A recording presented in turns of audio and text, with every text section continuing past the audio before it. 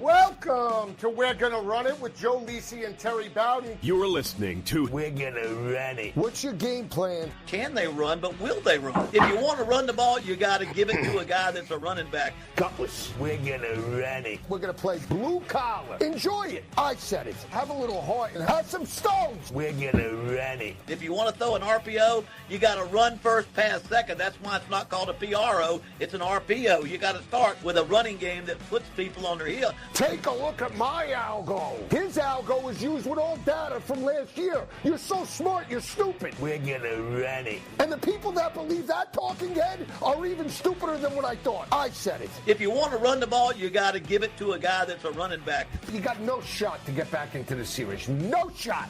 I said it. What's your game plan? We're gonna run it. Oh, baby, we are going to run it straight into week 12 of the college football season. Joe Lisi and Terry Bowden breaking down the top 25 battles this coming Saturday, Coach. We talked about it at Separation Saturday in the SEC. Both Texas and Oklahoma fighting for their lives.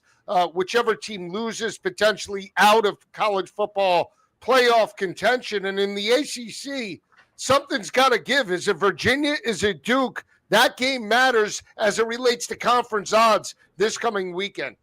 Yeah, the SEC, it's everybody is doing their best, playing their best football. It's kind of like the cream is rising to the top. In the ACC, it's just the opposite. It's like, who doesn't want to fall out, you know? Who's going to play good enough just to stay in? And week to week, you don't know. But it is going to be interesting because it is elimination weekend for a lot of teams. Is there one game for you that stands out that you say, like, obviously the SEC games, but is there a game outside of that, maybe on Saturday, that you're curious to see? For me, I think it is an out-of-conference game for Pittsburgh. I want to see if they're actually for real when they take on Notre Dame. If they potentially strike the upset as an 11.5-point dog, we know Notre Dame is then out of contention, not being able to play in a conference championship, losing their first two games to Miami and Texas A&M, no real marquee win. That would be a huge boost for the ACC if Pittsburgh picks that win up on Saturday afternoon. Well, it will be. It's in Pittsburgh, and they have been playing well. They're 5-0 with their new quarterback, Mason Hinchell. He has had a phenomenal time. They've scored over 30 points in all 5 of those games. He's thrown for over 300 yards, 4 out of those 5 games. And they are hard as a firecracker offensively. And they're going to create a real potential problem for Notre Dame if they cannot get to the quarterback and cause some problems with that quarterback. For a freshman, he has done a sensational job leading the conference in total yardage. And they come up with one. They seem to come up with one at Pittsburgh, and they're on a roll right now. So that will be a great game because you just don't know. Last year, you got your hopes up on Pittsburgh when they won about 7 straight, and then they fell flat on their face. And this seems like a little different football team. It does. It does. And I'm curious to see great and run support. Yeah. We'll break down that game in a little bit. We're going to go through the rotation of the top 25 games. I'll just say another game I'm looking at for me potentially, just because I love the way, these conference matchups that we don't typically see from time to time.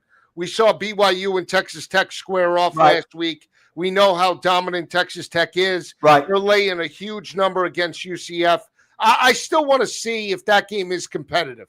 I want to see if Texas Tech can maintain that consistency after they pick up the big win, right? They weren't able to do it against Arizona State. They now get this win against BYU.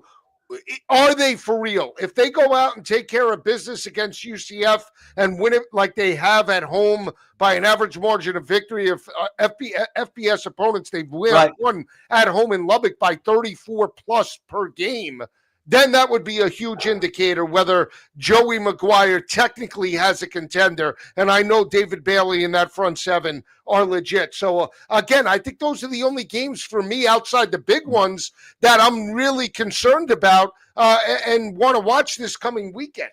Well, I still can't wait to see the 4 top teams in the SEC go head to head. It's still got my interest more than anything else. Georgia and Texas and Oklahoma and Alabama. That, to me, we're going to find out exactly who is for real or who is getting to the nitty gritty with their best football, because these are all pretty good football teams. They are. No, it's not Texas A&M that I think is playing better than all of them, just a little bit. But these are all good football teams. And I think we're going to find out if there's going to be some separation, who can play in the big game, who can make it happen. They're all going to be exciting football games. And these two, I can't wait to see.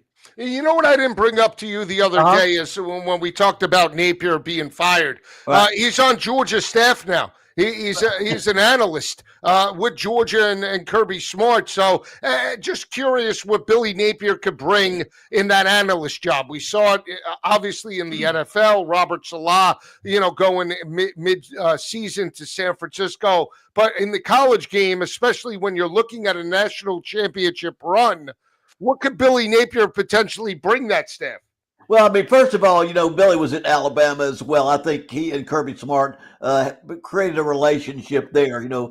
Billy was on my brother's staff at Clemson. My brother gave him his first job at the Power 4 level. But I think he has a relationship. I'm not so sure what he brings, or that Kirby Smart just wants to give him a place to hang out.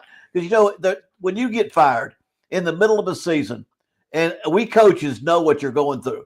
And it's like, hey, get over here and quit worrying over there. Quit worrying about it. Come over here. You might see something that we need to see. You beat Texas when y'all played against them. There might be something that they picked up, but I don't know if it's not just a gesture between friends to get him out of that environment. Because when you get fired, you don't need to hang around. It's just tough on your family, tough on you. You need to be around positive. So, but I will say this: they beat Texas, and he may have a few things that could help him.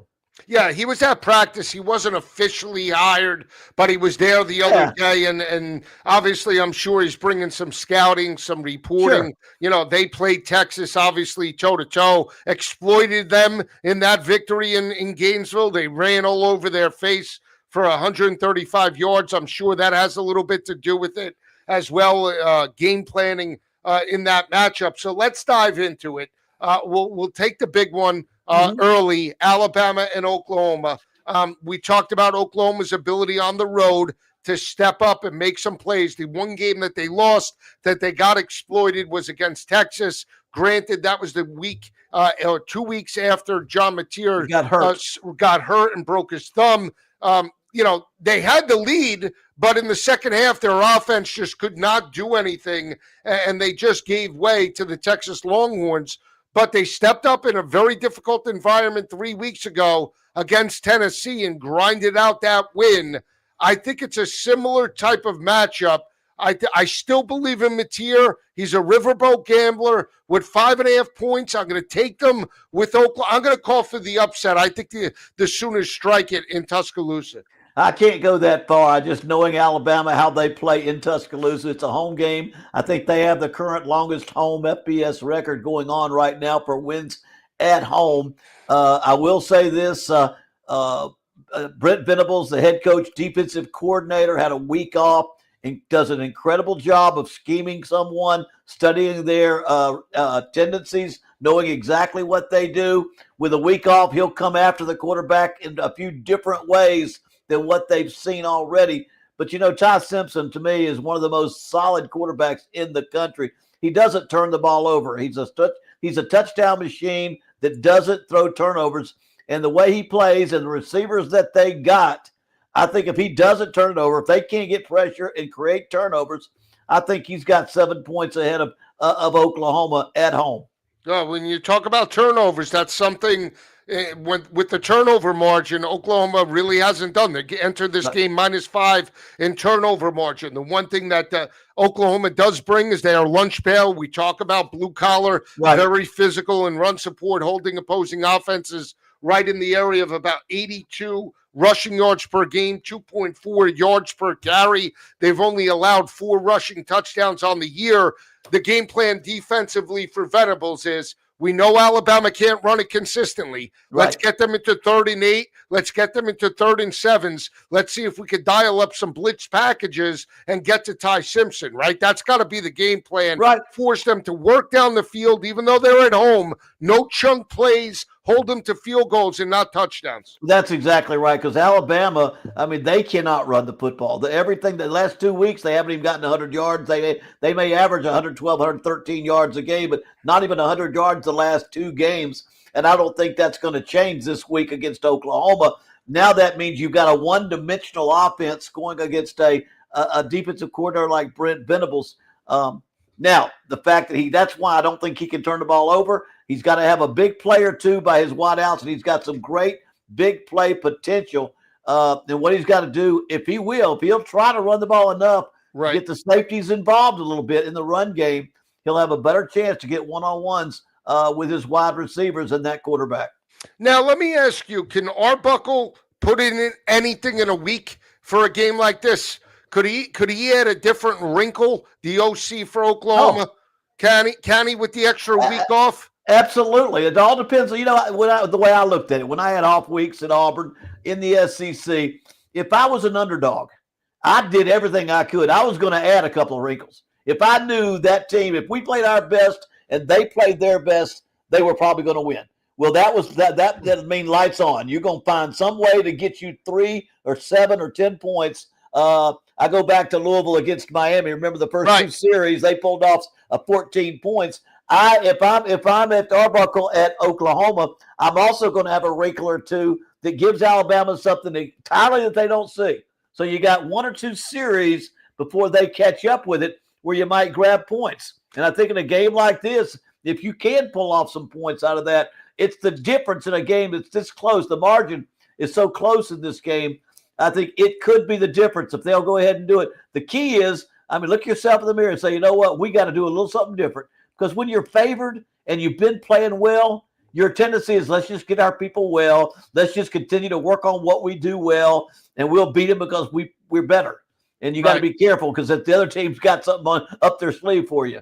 It's almost like there is no tomorrow, right? No. They lose, they're out. So Oklahoma. don't save those plays for the fourth quarter. Throw the kitchen sink at them early and see if you could jump up 14-0. Because again, then that pressure falls on Ty Simpson. I always talk about Alabama being the best with Nick Saban and even with Kalen DeBoer of dictating the tempo. They show an ability to score first. They rarely play from behind. And if you could get them in that environment, at least you have a shot to potentially pull it out in the fourth quarter. You're going with Bama. I'm going with Oklahoma. But I do feel potentially points because, to your point, Arbuckle might throw a couple of wrinkles, and we'll see how it plays out. I think it's a completely different game than last year, where it was 24-3 in favor of the Sooners, and they won it at home in Norman.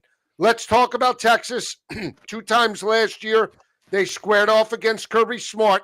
They were home dogs in that game against Georgia. They got kicked in the chops. Right. That was ETN rusher for 3 touchdowns last year.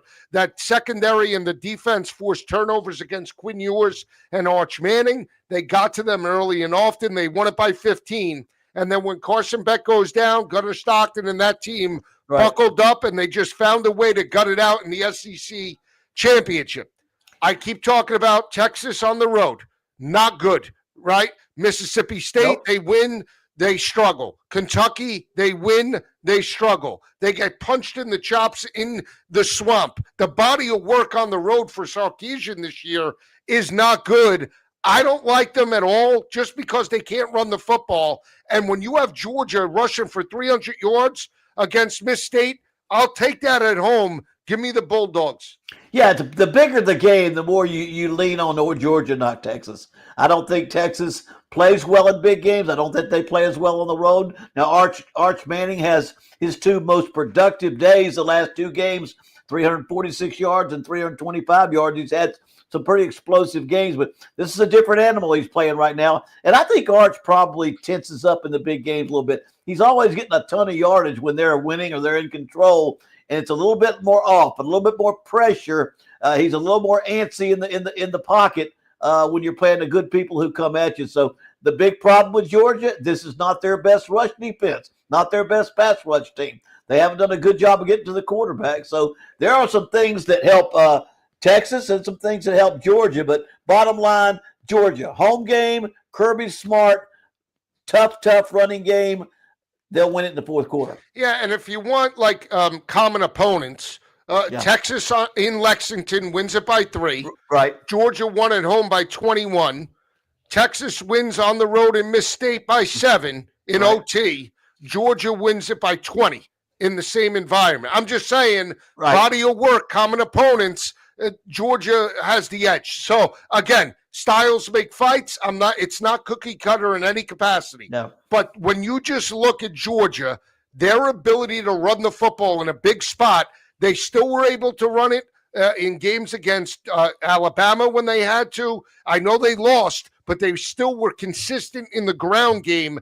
That is the one thing for Texas, different than last year. They were a much better run team than they are now. Now we'll see, because the one outlier, Coach, is if Arch utilizes his legs, right?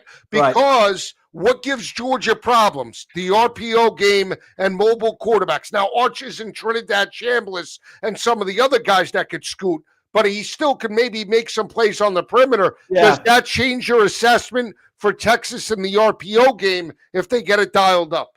Well, I think that's important. I mean, Arch is a smart runner. He's not a fluid, athletic type of guy that just bounces and spins and all those kind of things. But he's a smart runner, and he sees it open and he takes it. And so I know I was looking at some of the comments Kirby Smart had about Arch during the recruiting process. You know, they had him on campus and thought they were going to get him at Georgia because they loved what he did too, and they were impressed with his ability in high school to run and throw the football. And so that's what he does have the ability to do. If he utilizes that, that could offset the fact that they don't have a great running attack with their running backs. You know, to me, if it's there's a difference between giving it to your running back and letting him run and blocking up front than having a quarterback scramble for yardage when they don't cover holes or they rush outside their lanes or they don't spy the quarterback. That's a different type of rushing yardage, but it still can compensate for lack of a normal running back running game. Yeah, we'll see exactly what transpires. We'll know a lot more heading into that game, right? We'll know about the Alabama game. Right. We'll know about Texas A&M with South Carolina. We'll know where Georgia and Texas stand when they kick it off at 7:30. So mindset, the ability to potentially, strike the upset, that's always there when you see what happens in the earlier games. Let's talk about the Texas A&M game. We know Lenora Sellers is not going to play in this matchup. We see 19.5s creeping into the market. I'm still going to go in the assessment and the breakdown that with the week off for preparation, maybe, just maybe, Beamer could get to these young guys and they can keep it less than 20 points. That's all they have to do. They won this game 44-20 last year. I know A&M is looking to be undefeated. I get that. But they have been on a high for about a month and a half. And you know, these kids aren't professionals. They're 18 to 22-year-olds. I'm just saying, letdown spot. Aggies win, but give me the big wood with South Carolina. Yeah, I agree with the points like it is. You know, all the problems they're having at South Carolina, it's on offense. They fired their offensive coordinator. They fired their quarterback coach, their offensive line coach. The quarterback has talked about jumping in the portal, but nobody has left the defense. The defense is still there, very athletic. And again, you can see them rallying around and doing a great job defensively. So I think you're right. One, somewhere along the line, Texas A&M has got to win on a letdown. They got to have a letdown game that they still find a way to win. I kind of think that's going to be the situation here. I'm not picking South Carolina to win the game, but I think they play close enough to make this game interesting. Now, are you in the camp that, from what you've seen with A&M, they're deserving of at least challenging the likes of Ohio State and Indiana as being that team? We saw Indiana struggle, right? They're at 2 overall, but with the college football playoff, there was the argument that A&M has a body of work to be the number 1 ranked team. Do you agree with that or not? Yeah, I think they're right there with them. I mean, the fact that I have no problem with Ohio State and Indiana being there, but you look at the record that Texas A&M has, knocking off Notre Dame, the conference that they're in, the way they've played. If they do get by Texas at the last game of the season, there's no reason they should not be number one. I know from a standpoint of being in the SEC, I think top to bottom, your conference is better. You play more tough games in the SEC, and they've come through every single week. And so, I mean, 1, 2, 3, I don't know that I care, but I'll be honest with you, I have no problem saying that Texas A&M very well could win the national championship, playing head-to-head with Indiana and playing head-to-head with Ohio State. They win this game this week, they're a shoo-in. They'll be 10-0. They have an out-of-conference game, and whether they drop the game to Texas doesn't matter. They're in the SEC championship game, and they're in no matter what for a college football playoff in year 2 with Mike Elko.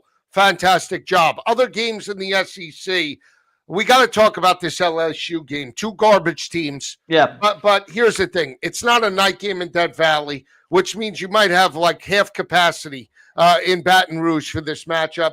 Arkansas hasn't won in the conference yet. They're 0-5. They're coming out of a bye week.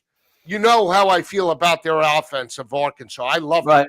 I love Taylor Green. They got the big 3, the Omega Blake from Charlotte. That kid is amazing. Mike Washington, love the way he runs Taylor. I tell you what, you take Arkansas's offense, you put it with LSU's defense, they would have a national champion. They would have a national championship coach. Yes, but, unfortunately, you can't do it. But you're right. I mean, that's the way they played offensively, and LSU has played good enough to win defensively. But you got to do it on both sides of the ball. I said that early in the year. I said you can do a lot of ways to skin a cat and a lot of ways to win football games, but anymore in the SEC, you can't win it being good on one side of the ball anymore. You've got to be good on both sides of the ball. LSU now, they're going to put their backup quarterback in. He's got a dual threat possibility. That might add a spark. That might give them a little bit of spark to make this thing, at least allow them to compete with Arkansas. Because the biggest problem is if LSU cannot score, if they do the same thing they did last week and the week before and most of the season, then Arkansas is going to pull away from them because Arkansas can score points. And LSU, they fired their offensive coordinator. They've said they're going to put the backup quarterback in. He can dual threat, run a little bit. That might add some excitement to their team. I just want to go to the Auburn game against Vandy. You know, they fired their offensive guy, their head coach, and they got a guy calling plays. And they went out and had the most phenomenal offensive game. They lost in overtime, but it was the most phenomenal offensive performance and a change. And there's no reason why a team like LSU change the quarterback, get somebody else calling plays. You might just find the right ingredients and really challenge Arkansas. We'll see how that goes. What's amazing about the Auburn, not to go off the beaten path, they had a 20-10 lead at halftime. Oh, I know. In that game, Ashton Daniels stepped up. What's amazing is Cobb is such a main part of that offense. Right. But they don't utilize him in goal line opportunities. It's amazing. The kid can't hit pay dirt in 3 straight weeks, but hopefully over the next couple of weeks he'll get in there. So I like the over LSU and Arkansas just because of how bad Arkansas's defense is. I still think Van Buren could put it up. I would lean LSU on the side. I'm not betting this game sidewise, but I do feel we can get through the total because of the new quarterback and how bad Arkansas's defense is. Yeah, I would think you're talking about a higher number there, but I'm going with LSU. I'm going with LSU against the spread. In this football game, not maybe because they're home. I think they're still going to be, Cajuns won't drink less. They'll just drink faster. If it's a day game, they're still going to be liquored up pretty good, having a great time. They just won't have plenty of time to do it, but it's still going to be a raucous atmosphere. But I think I'm going to go back and say the fact that you've got some changes going on in offense, you can rally around that. You might see them doing a lot. They didn't do it last week because they basically made no changes. They start to make a few changes this week. Ought to be interesting. Neither team has anything to lose. That's the thing about it. Which coaches are going to go out there and have a little fun with their game plan and do some things a little bit different, change tempo, slow to fast, fast to slow, run the quarterback, wildcat, some things you might see. Like I say, you're playing with house money. Both teams really are just kind of going out there trying to audition. Players are trying to audition, and coaches are trying to audition. What about the Ole Miss and Florida game? Florida gets abused by Kentucky. They lose 38-3. Are they checked out? Is that it? Yeah. They're dead and buried now with Gonzalez? I think so. I think they played well after the change. Everybody they hug each other, and they had a little powwow and get together meeting. And then Florida, I guarantee they have too many good football players. And just as we saw Lenore Sellers probably got contacted when he talked about jumping the portal, you've got probably half the team at Florida having people in their ear telling them not to get hurt. Don't make any mistakes. We've got a bright future for you somewhere else. And so that's what happens late in this thing. With this new addition the last 3 or 4 years, portal transfers and NILs, it does make it hard. If you're going to change your coaches, you pretty much better count on the next year, because what's going to happen is not just your kids losing their morale, it's losing your kids altogether and them thinking about going somewhere else. We'll see exactly what transpires. Let's talk about the other games in the ACC. Big one, Virginia and Duke. Virginia, Chandler Morris on schedule, I would say, to play. They practiced the other day. We're seeing 4.5s in the market. Duke at 5-4, disappointing loss to UConn.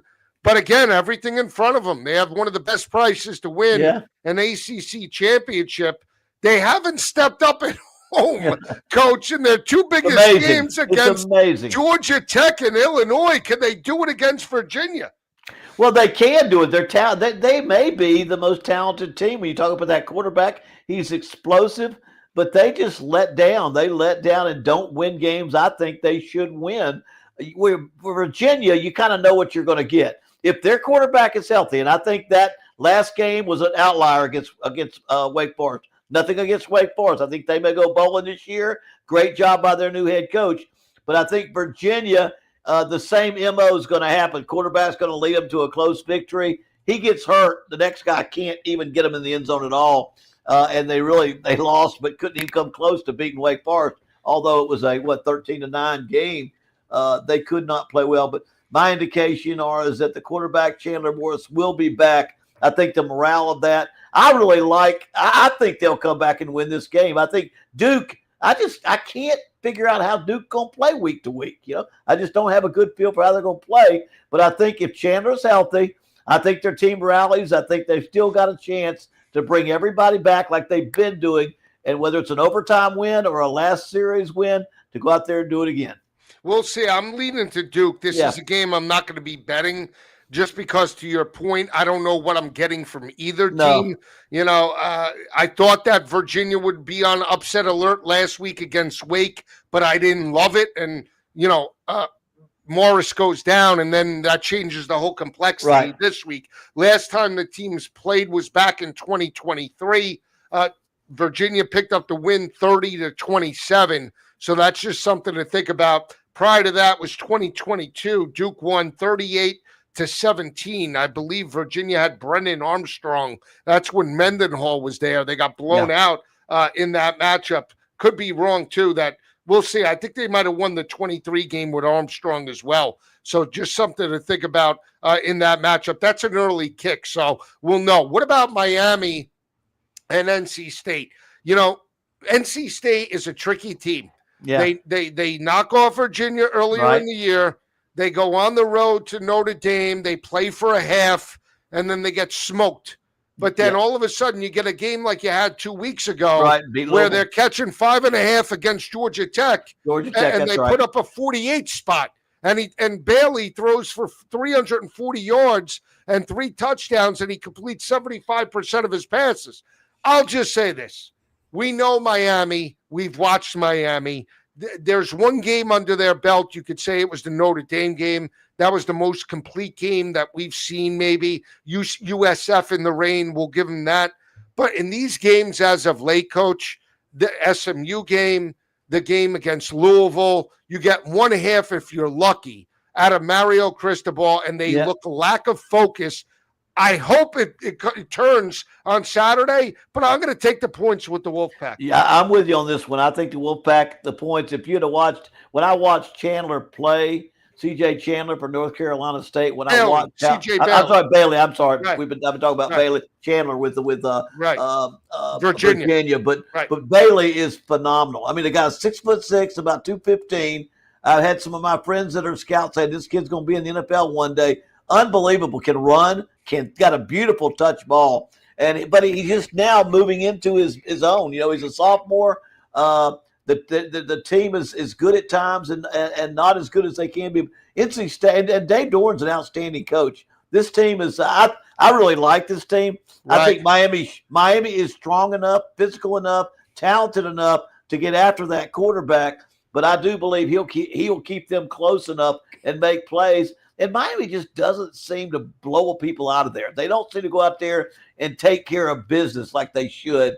And so right now I've got them probably winning the football game most likely. But I think NC State, I'm going to take the points with NC State. What is it, 15.5 or somewhere around there? 15.5, correct. I got to take take NC State on that one. Well, here's the thing. So they're averaging 32 points per game. Right. Their defense is giving up 30. So they basically have to outscore teams the way. That's right. Because you're not getting anything out of the defense. To your point about Bailey, Coach, 6'6", 220, 70% completion percentage, 19 touchdowns, 7 interceptions. Yep. They're fighting to become bowl eligible. The bigger question is not even this year. It's can Doran keep Bailey and Raleigh, because with the transfer portal, anybody that's looking for a quarterback might scoop him up and throw $4 or $5 million at him, and Doran loses his quarterback and might have to start back from scratch, next season, right? Because he's got first option. That's his whatever he thinks other people are paying. He can pay as much or more if it means enough to him. Duke did it. NC State can do it if they want it. Because if they don't, I promise you, he's the kind of athlete that schools are going to pay big money for.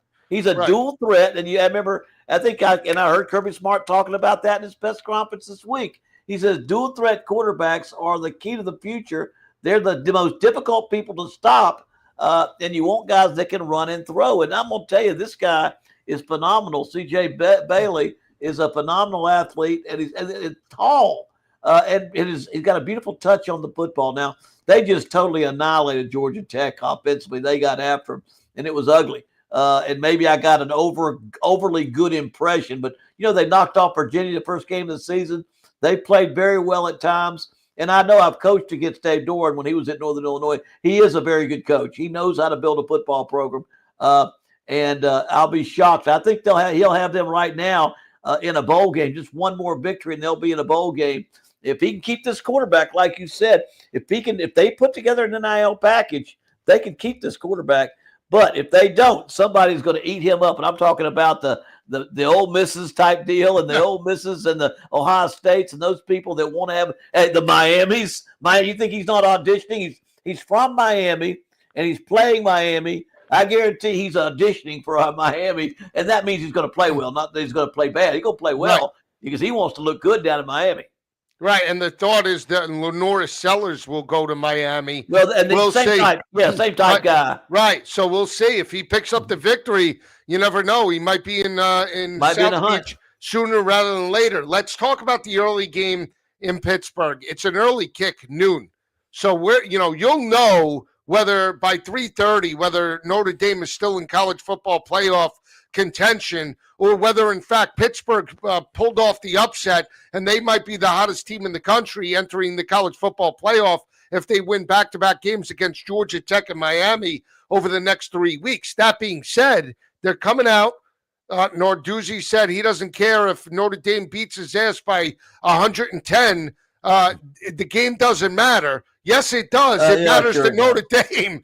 And you and I had talked, and I told you earlier in the week, this is the most pressure that C.J. Carr has felt, probably. And even though he's a veteran at this point, since week 1 when he made his first career start on the road in South Beach. Because now, no margin of error. You're playing an above-average team. Oh, by the way, in their building, they have one of the hottest win streaks in the ACC. Winners are 5 straight. And guess what? Their freshman quarterback could potentially go toe-to-toe with you. So everything lines up potentially for the upset. I'm going to take the 11 points with Pittsburgh. It's cold. There might be a little wind. You know how that Acrisure Stadium is. It's crazy. And they've done it before. They knocked off Miami back with Kenny Pickett when Miami was looking for a college football playoff appearance with Mark Richt. Not an easy game for the Irish. Give me the Panthers. I've got the Panthers too. I mean, I'm exactly like you. I do not think that Notre Dame is going to score that much more than them. I'm not going to say Panthers are going to win the football game, and they might. But I like that points. I'm still looking at 12.5 on my sheet. Yeah. But I like this Panthers. I like the way this quarterback plays. I think he's going to be a problem. He's got to be careful not to have turnovers. He's had 5 interceptions in the last 5 games. Now, he's still leading the conference in passing. He's the top freshman quarterback probably in the country the way he's playing. And they're undefeated 5-0 since he got there. And they've scored 30 points every game that he started the last 5 games. So they're going to put 30 points on the board right now. That's why I say that means to lose by 12, that means Notre Dame's got to put 42 on the board or 41 on the board. I just think it's not going to be quite that much of a separation in this football game. And if Notre Dame's not careful, if they don't put a handle on him, and what they want to do is keep him on the bench. They want to give that ball to Jeremiah Love or Jadarian Price and run that football as much as possible and keep Hinchell on the bench so he won't be able to be as effective there. And so that's what their key is going to be. But if he's hot and he's not turning the ball over, I've got Pittsburgh and the spread on this game. I do as well. Now, Pittsburgh's offense averaging 39 points per game. Defensively, very sound, holding opposing offenses to only 21 points per game. So an 18-point differential. I will say the way you beat Pittsburgh is over the top. You challenge their secondary coach. This is going to be a big day for Carr. They're allowing 237 passing yards per game, Pittsburgh. 61% completion percentage. They've allowed 18 passing touchdowns this year. So this is not a good secondary. So again, with the great and run support, only 2.5 yards per carry allowed and less than 100 yards per game. They're holding opposing offenses to 74. But if you're Notre Dame, forget the rushing attack. You got to have Carr open it up early. Well, he's going to be compared to Mason Hinchell, too. I mean, everybody knows that he's a young quarterback. Is he going to be the best guy? If Notre Dame's going to play for championships in the next couple of years, C.J. Carr has got to show them that he can throw the ball and win football games for them. And so right now, as the season began, he was a young quarterback that had not started. They were going to run, win. But he's not a rookie anymore. He's a veteran. And again, he's got good bloodlines. He's Lloyd Carr's grandson. So he was raised around football. He's got great football IQ. I compared him a lot to Ty Simpson early in the year in what he does for Notre Dame. But I think Alabama puts more on the shoulders of Ty Simpson than they put on the shoulders of C.J. Carr. And so I can't say he's in Ty Simpson's league, but I haven't seen anything to say he's not if they were to try to utilize him. I'd love to see in Notre Dame's defense what they would be like if he goes over top, hits some big plays. We'll see exactly what transpires. Again, it's a 12 o'clock kick.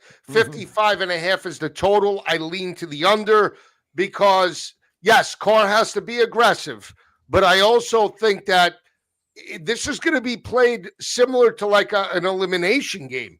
If you're Marcus Freeman, right? There's no margin of error. We have to be very careful on the road.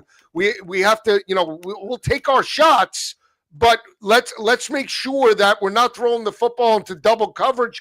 I lean to the under in this matchup strictly because there's no margin of error, and I think it has more of a playoff feel than anything else for Notre Dame in this game. So any interest, we talked about it on the show, Georgia Tech and Boston College. This is a dead Boston College team, 1-9.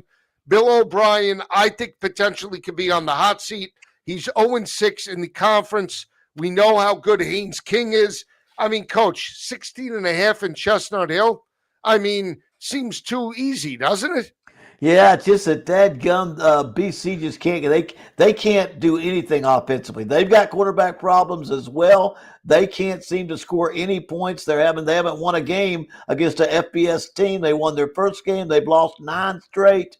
Not much you can say good about BC. I'm the same way when I see that line like that. But you know what? Georgia Tech is coming off a tough game, and they're going to be fired up, and they know they've got to be on the road to victory. They've got to have a great one, and it's the way you win too, because it's a bit of a audition, and you've got to show how good you can be. So I think Georgia Tech will play one of their best games, and I don't think BC can score with them. So I'm going to go with Georgia Tech and the numbers. I just think BC cannot score points, and eventually it's going to pull away.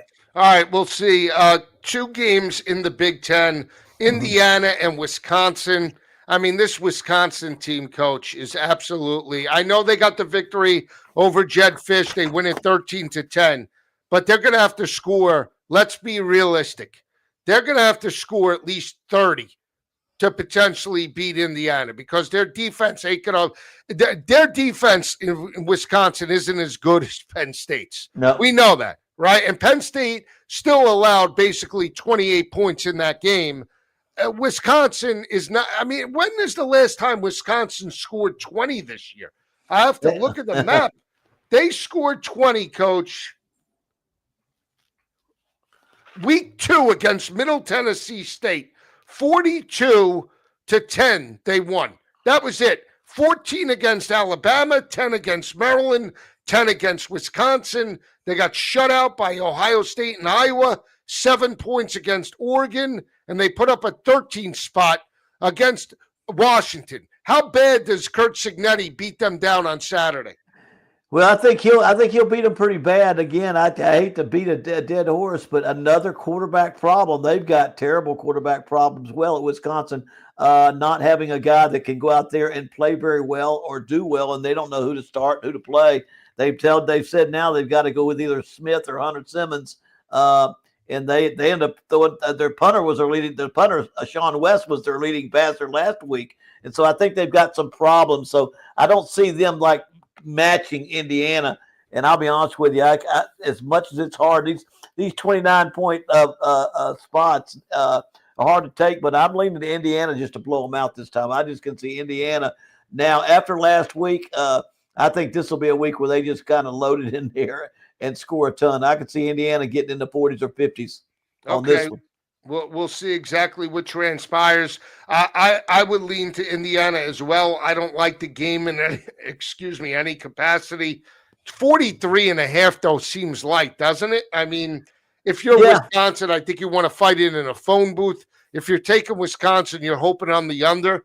I just don't see it. I think 43.5 is doable for the over in that ball game. Let me just look in the Big 12. We have one game. I'll just throw this out. Mm-hmm. Texas Tech is dominant. I understand how dominant they've been. This is one of my better picks. I'll just say I think UCF is going to be live with the 23.5. They're 4-5 right now. They're fighting for bowl contention. They lost last week against Houston. I just think the emotional letdown. You have BYU, big noon kickoff. You have game day there. And here comes UCF that's got one win in the Big 12. I'm just saying, I'm not suggesting Texas Tech loses, but to win by 24 at home after that spot last week, I don't see it. I think Frost and the crew could be live in this matchup. The other game I just wanted to ask you is Baylor and Utah. Are we sold on Utah being the star? I mean, I feel like people still believe Utah's a dominant team. They have typically struggled on the road in recent years. I don't know. I like Baylor plus the points at home. I do. I like Utah right now. Utah, the way they play defense, the way they've been playing defense, I just think it's going to be hard for Sawyer Robinson against the way they have been playing.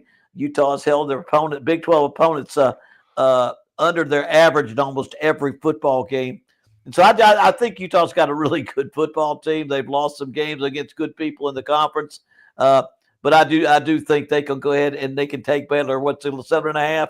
I'm going to stay with Utah on this one. And the last game, Coach, takes place in the Coliseum.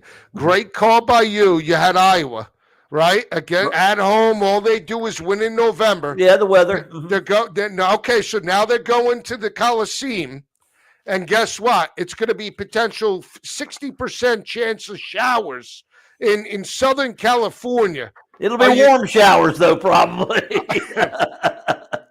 Does the Iowa way travel to the Coliseum against the Trojans? Can they strike the upset against Lincoln Riley and USC? You know, I think USC's got to have this game. They've got to win out for USC to get to the playoffs. They've got to win out.